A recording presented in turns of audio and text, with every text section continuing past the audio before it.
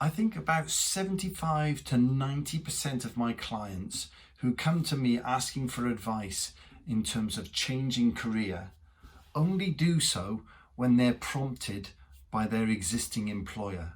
When their existing employer says something like, "We just can't afford to have you around anymore. We're going to need to make you redundant." They may apologize, you're going to become unemployed. But only at that point do the majority of my clients then start to consider what else they could be doing with their lives.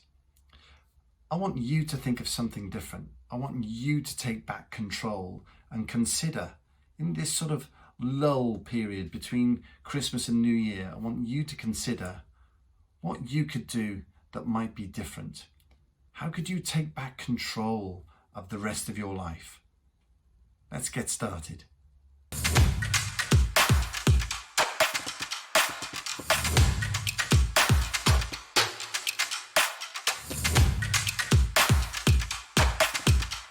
So last week we talked about having some hindsight. Let's look back and see what worked, what didn't work. We also talked about what were the highlights of 2020. Now that was a really tough one, I'm sure, for many of us. It was a really challenging year, but there are always silver linings on every cloud.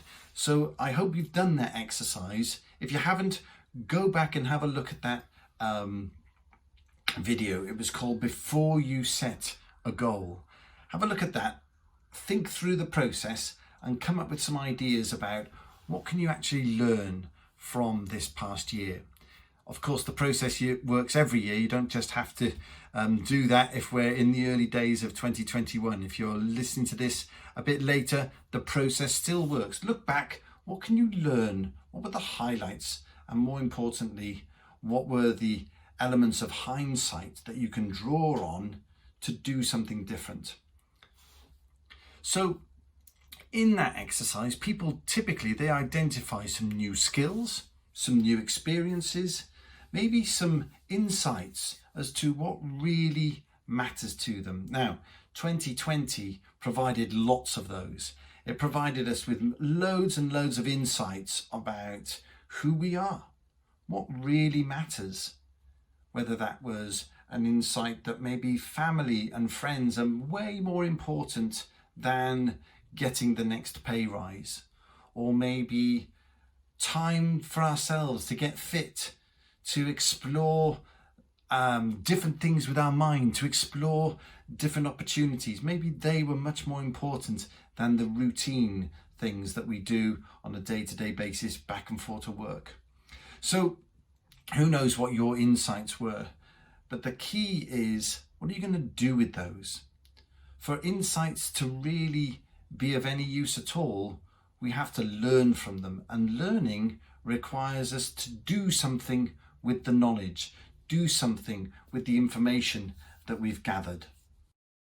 You know, the definition of insanity is doing the same things and expecting different results.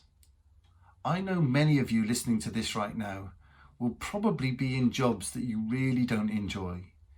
You may be in the middle of a career that you also don't enjoy, but you're feeling a little bit insecure when it comes to any thoughts about changing it. Maybe you've established yourself as somebody really vital for your organization. Maybe your job provides you with the resources that enable you to do all sorts of things in life that you perceive wouldn't be possible without this specific job. Whatever it is that you're feeling about your current role, just open your mind to the possibility that there may be options. And that's what I want to explore with you next. So as I said, learning really is all about putting our insights and our thoughts and the information that we've gathered in the processes of review. It's about putting those into action. When we put our thoughts into action, we learn at an accelerated pace. If we just think and think and think, but don't do anything, there's no more learning to be had. We've used up all the natural materials, if you like, of the learning process. So putting some thoughts into action is how we accelerate that learning process. So let's get to the meat of this week's conversation, which is really about the concept of pivoting. Now, pivoting is, as I'm sure most of you know, it's literally just about moving from a fixed position. That's obviously not very easy to say. So it's about moving, you're in a static position, but you're moving your body, you're changing your perspective, but from a fixed position. Now, your fixed position is where you are in life right now. The pivoting option is where you'd like to be. Currently, you might be looking straight down the track, thinking, I'll keep my head down, I'm going to keep doing this job. I know it's making me miserable, and I know my life is not enhanced at all by this particular job that I'm doing, but that's my fixed route. Pivoting is saying, from where I am now, where could I be? What's possible for me? Is there something out there that would be even more fun, would be even more engaging, would help me wake up in the morning with a spring in my step? That's really all that pivoting is. So it's, are we absolutely sure about where we are now, though? And that's the next little bit of research I want you to do. I'd like you to do a really important piece of research, which is to assess how much money do you actually need to live the life that you're currently living.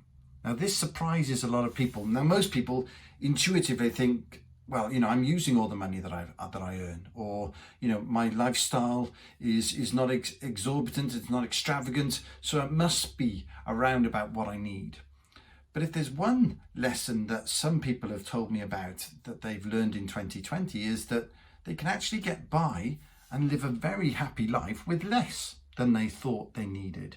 And it could be that when you look at your monetary situation and you think about all the bills, all of the overheads that you have, and maybe even some of the discretionary spend that you have for gifts and for other items that you might want to buy and enjoy with family and friends. If we look at those hard, though, and we assess what's really required, we can sometimes find we don't need the level of income that our current job provides. Now, if you find that, what that does is it opens up opportunities for you. It gives you options. It gives you the opportunity to think, well, I could take a job that's maybe less well paid, but would be a lot more fun. Or I could take some time out. I could maybe, go into work and negotiate a period of time when I'm not going to be there. In that time, I might go and learn some new skills. I might go and sit with someone who's already doing well in that industry, in that space, and see if I can learn what I would need to learn to succeed in that area. Or maybe I could just decide I'm going to live a different type of life so that I can enjoy a career that is vastly different to the one I'm doing today. Now, a lot of people do that when, for example, they decide to set up their own business, or they decide to go and work in the third sector, the sort of charity space, where their values are driving them to want to do something different. Maybe if it's a business enterprise that you've got in mind, something you've always wanted to do, that might require you to save up a little bit and then say, right, now I'm going to give it a go. I'm going to try this new idea and see how far I can take this business. All of those are possible if you start to question how you're spending your money today. Once you start questioning that, you start to see opportunities for maybe doing things a little bit differently. So that's it. Pivoting is really just looking for a new perspective and then going out there and trying some things, seeing what's possible, building a new life for yourself that's not based on daily misery. Now, I know not all jobs are daily misery. Some of you have fantastic jobs and it's all about how can I make the next strategic move in my job to advance my career. But if you're sitting there today listening to this thinking, there's something else, I know, I'm not quite sure what it is, but I'm agitated and I'm frustrated because I haven't quite identified it yet.